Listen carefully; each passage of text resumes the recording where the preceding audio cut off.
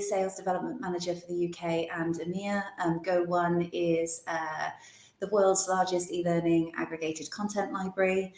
We help organisations from SMB level up to enterprise across the globe. We're actually based out of Australia, but have offices in Malaysia, in the US, in the UK, in the Nordics and Benelux now, and soon to expand even further. So really excited to speak with you all today. A lot of my team are on this call, so big shout out to the SDR team at Go1, and they're here by their own volition rather than me telling them they need to be, so that's always nice and reassuring.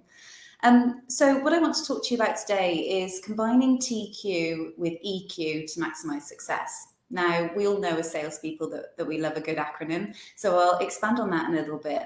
But the reason why I wanted to talk to you about this was that when I first began my sales career, emotional intelligence, or EQ, was at the top of the list when it came to the skills needed to be a successful salesperson. Essentially being an ever-changing chameleon in a sea of prospects with varying personalities and needs was a prerequisite for success in the role.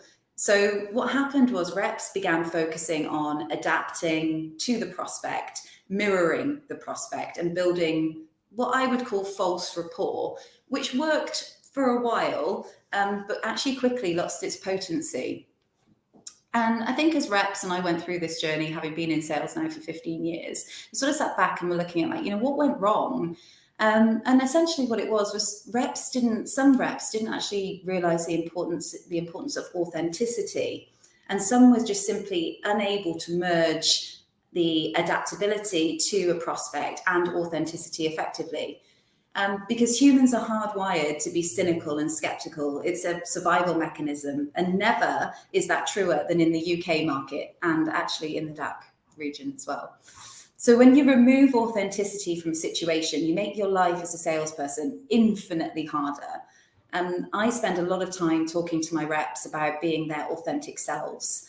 And I think it's easy to look at top performers when you start as an SDR and in any sales role, and look at their actions and try and replicate them. And whilst that's not a bad place to start, it often only takes reps to about 70% of the way to success. Unless they combine that and act with authenticity, they may well only ever sit at 70% target. It's actually the reps who learn the ways of the top performers, but then manipulate those ways to best reflect their own style and personality that get to and beyond 100% to target. And in my experience, these are the people who become the true top performers of any organization. So whilst authenticity and emotional intelligence have held top spot in the skill set to be an effective salesperson to date, as we've moved further now into this digital age, it's become more and more apparent that top performers need something more than authenticity and emotional intelligence to stand out. They need technology intelligence, also known as technical quotient, or TQ. The top reps of today are now combining technical agility and nimbleness with software with high EQ and authenticity to blow their targets out of the water.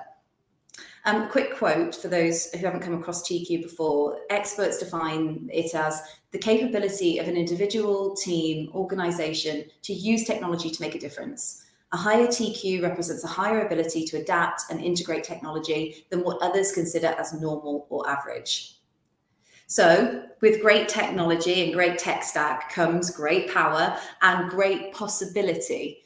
In most sales organizations, you'll be equipped with a series of tools to power your performance. But using your tech stack as a means to show up and throw up on a mass scale is a recipe for not only destroying your personal brand, but also your company's brand and turning buyers off completely. True skill and performance comes from combining your TQ with your EQ to ensure your value narrative is landing at the door of your ICPs, ideally at a time that matters most.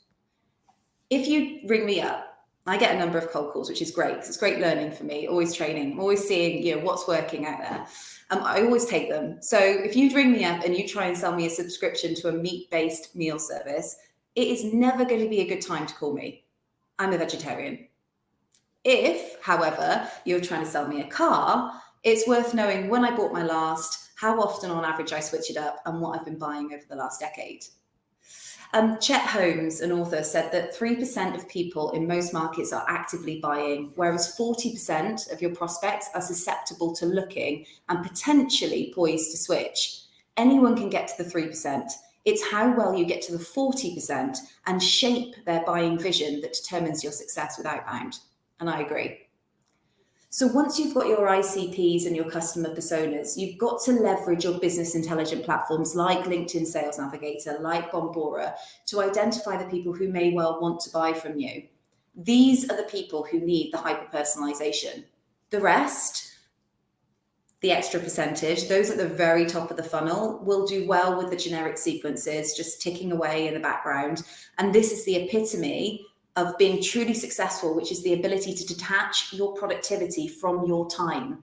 So those fully and semi-automated sequences, moving the top of the funnel prospects through the buying journey, this is where you make money in your sleep, warming the hot, the cold into warm, and making quantum leaps in your time to revenue.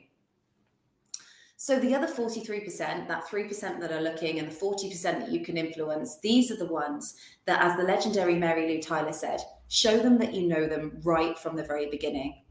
Some of you may be lucky enough to be sat with a tech stack that already uses AI to assess a person's personality to predict their behaviors. If you are, amazing, and I'm jealous. You're a step ahead of the game in terms of combining TQ with EQ. But if you're not, like most of us, then it's not a problem. You just must prepare to get yourself immersed. Showing someone that you know them doesn't in a manner that doesn't read as salesy is the absolute key. It's a true skill. And I think it's a process that can be broken down into 3 stages. The first is the company. So many people don't do enough research on the company. And I don't just mean what the company does, makes, produces. You've got to go deeper than that. You're looking at the values that the company perpetuates, because those values inform the culture of the business, which informs the tone of voice of the business, and inevitably, rightly or wrongly, informs the hiring process and therefore the people you'll be speaking with. To understand the tone of the voice of a company and utilize that as part of your hyper-personalization will take you one step closer to a meaningful conversation. Of course, don't overlook things like environmental and economic changes that might be affecting the business, reputational issues, regulatory requirements, and any trigger events. You know the drill. The second part is the role. As part of any enablement piece, any training you've been through in your role, you'll get to grips with your ICP and your customer personas, and most of you are going to know those inside out. But not all roles are created equal. Find the job description of the people that you're speaking to. They'll be out there, I promise you. It's on the internet. Look at their KPIs, look at what's driving them and their performance. Who do they report to? Can you multi-thread those people into a conversation or a sequence? And lastly, look at the person themselves. For the person, we're looking at analyzing publicly available data. So LinkedIn, blogs, articles, social media, and then leveraging those insights to push relevant, and that's the key, relevant personalization to your customer personas. Once you've got all this genuine insight, what next? Your approach at this point is critical. I've seen and received a lot of outbound interruptions which miss the mark. Over-familiarity is going to go straight into the junk folder or straight into the bin, as will that generic malaligned insight. And of course, anything that focuses on the writer rather than the recipient. It's been said before, but it absolutely bears repeating. All communication must be relentlessly about your target persona. Don't just think about their role. Go a step further. Think about how you can convey that they can do their job more effectively and efficiently. How can you make their lives easier? And then use your insights to briefly communicate with them. Being confident, yet combining that with humility is key. Thinking and writing in sentences rather than paragraphs. The best emails, they say, can be read in 20 seconds. Think about that. Write conversationally. Write in the tone of voice of the business. Before you start, also think about leveraging your tech stack. Can you analyze previous conversations? Do you have a conversation analytics platform like Gong? Can you look at what question styles worked previously for your colleagues, maybe even for that account? Listen to the pitch, check out the listening ratio, then also combine that then with sequence touch patterns which have worked for colleagues before you. This is optimizing your chances of success. Imagine gathering this intel across verticals, segments, regions, and then constantly having new iterations of this in analysis, in constant review. Which brings me on to my next point. No matter how much you've analyzed, A/B test everything, like literally everything, from your scripts, your LinkedIn voice notes, your voicemails, your door-to-door approach, your gatekeeper dance, but especially your emails. And remember, the landscape changes on an almost daily basis. And don't overlook the finer details. You know, I've seen reps spending hours on crafting these beautiful emails. You know, they combine brevity, relative insight, they've got the right tone of voice, and then the subject line is like flat. It doesn't matter how good your email is if they're not clicking into it.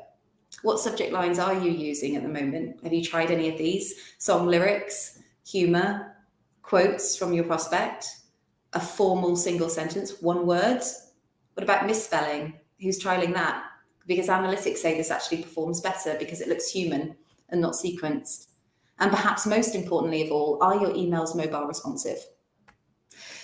So in summary, unfortunately, our tech stack has not yet evolved to the point of discerning the most successful messaging and then directing all prospects down a determined path in an automated way. Nor can it effectively cross-analyze platform metrics if they're not owned by the same company and provide vertical or segment-specific playbooks for you to follow. Right now, that's still within our hands, and we are essentially the orchestrators of this hybrid human-tech symphony. And whilst the future will undoubtedly move that way, and our tech will not only bucket our prospects into the right sequencing based on performance, it will also then take our analytics to another level and discern for us between those false proxies, those vanity metrics like high open rates and high rejection, and also reply rates, which could mean anything from thanks, but no thanks, or out of office and no actual indication of success. But in the meantime, I truly believe that being the conductor of this hybrid human tech orchestra holds so much opportunity, and it elevates in a very exciting way the role of the SDR beyond my pet hate phrase of cold caller, because you are not just a cold caller. That is not it. It actually elevates it to more of an operational role. Those people, those reps who can optimize the sequences through cross-platform data analysis, automate workflows within their CRMs, and inject truly human interaction at the appropriate moment will be the overperformance in the SDR world. And excitingly, the future SDR leaders every sales organization needs.